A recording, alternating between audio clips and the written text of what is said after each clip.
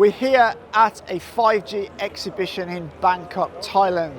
And we're going to see how 5G is affecting people in the real world, from smart hospitals to container shipping and global logistics around the world. So stay tuned and come with us.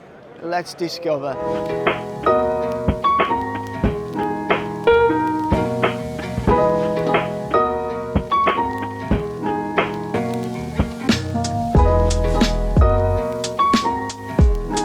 So 5G is transforming multiple industries and sectors. And we have a company here, Seaports, which develops TurnKey Solutions on top of Huawei 5G infrastructure. And what Seaports do is they do a turnkey solution that provides automated manufacturing, automated warehousing, and one of the things that we're going to focus on now is automated seaports for shipping containers. So previously, port operations were very manual. You had people driving the cranes, you had people driving the trucks. But now with these automated systems, everything is done by AI and automated vehicles. So the cranes no longer have drivers, the trucks moving the containers around the port don't have drivers. And this not only means the ports become very much more efficient, but they can run 24/7, which means the throughput of those ports can be increased significantly. And currently, this has been implemented in many ports in China as well as Singapore. And China has 7 out of 10 of the world's most efficient ports. Something that I've noticed while we're walking around and that I find really interesting is from this here. You look at the uptake of users across 5G networks, and Asia is by far in the lead of other countries. You now have 580 million users in Asia, and Europe's down here at 46 million. And I think that is really down to the fact that Asian countries have embraced 5G, in my opinion, much more than Western countries have. And it's almost like they kind of follow in the lead of China. China had a massive rollout of 5G.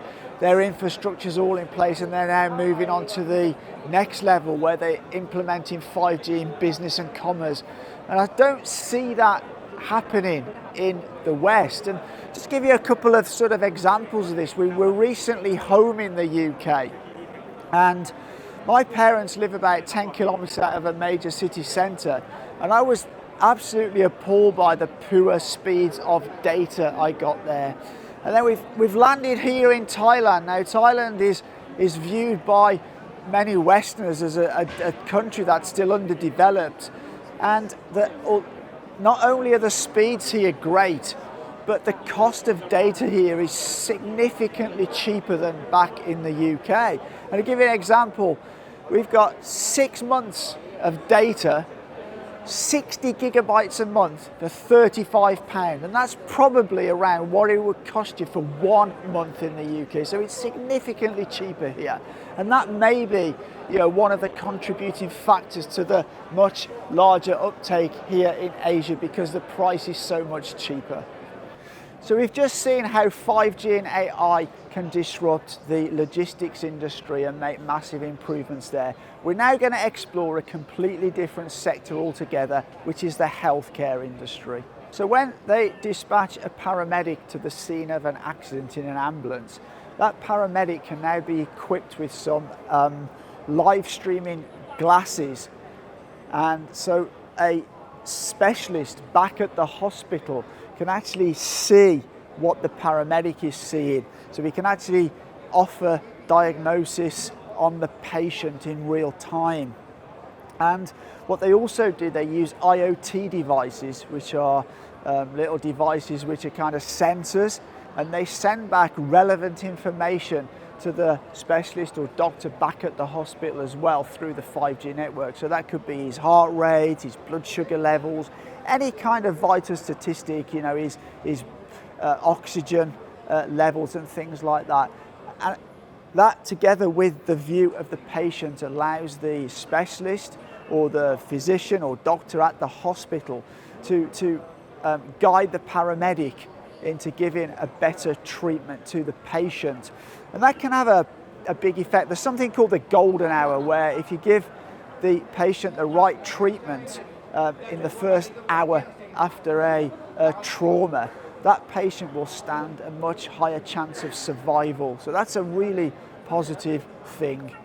So many countries around the world are experiencing an aging population, and this is going to be a problem to healthcare as more and more older people will need access to healthcare. And they're addressing this in Thailand by the use of AI and 5G. So previously, where they've know from the data that old people will generally visit hospital much more often. So what they're doing, they're rolling out an application that will allow old people to take their vital statistics at home, things like heart rate, blood pressure, blood sugar, etc., etc. Then this will be transmitted.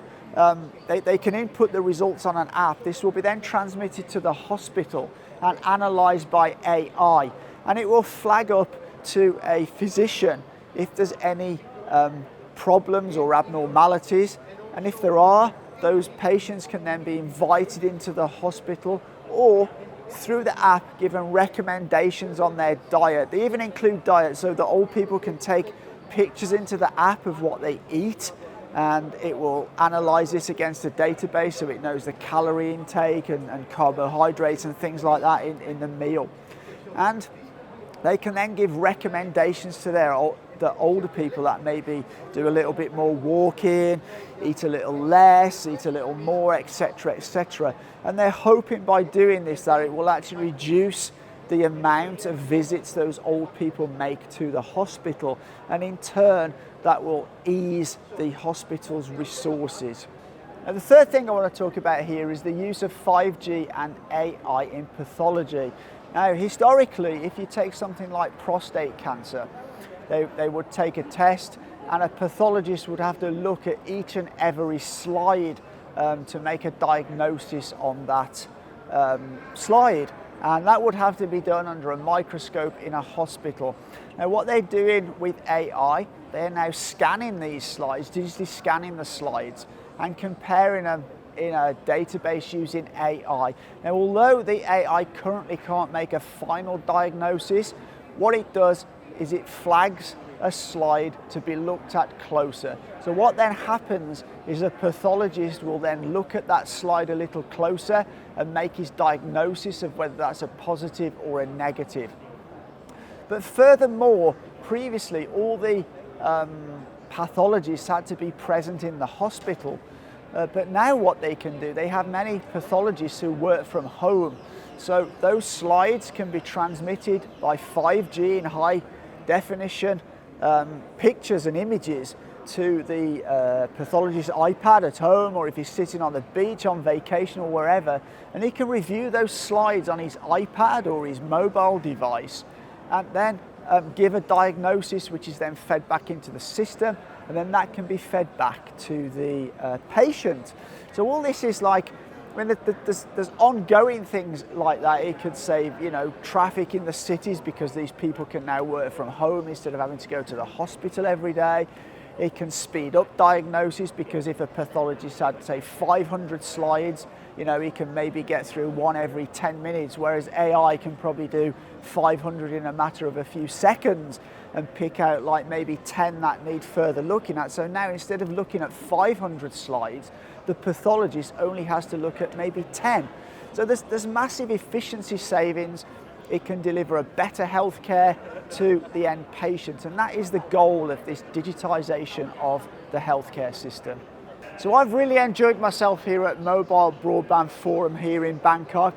I've learned a lot of new things about how 5G is empowering industry as well as many other sectors. I hope you enjoyed that small insight I gave you into how 5G is changing the world around us. If you did like this video, please give it a thumbs up. Look out on the channel for many more like this. But for as always, for now, take care.